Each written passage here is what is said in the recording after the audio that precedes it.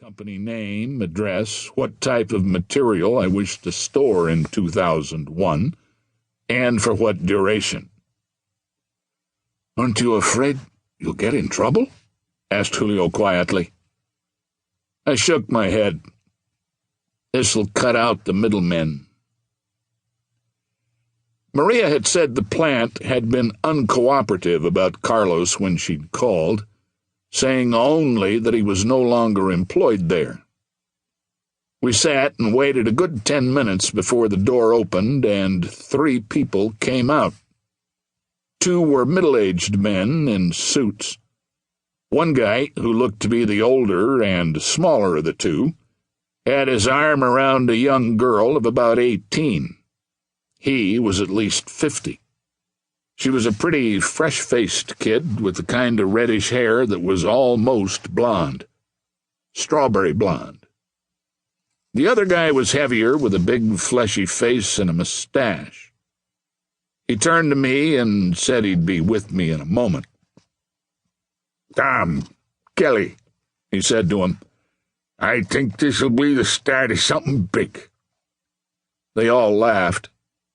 The heavy guy shook hands with both of them, and the man and the girl turned to leave.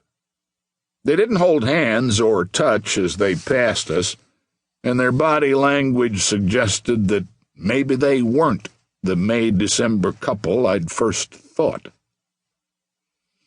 The smaller guy stopped suddenly and said to her, "Honey, could you wait for me in the car? I forgot something in Uncle Harold's office." "Sure, Daddy," she answered.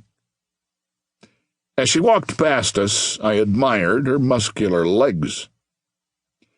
The 2 men went back inside the office and shut the door.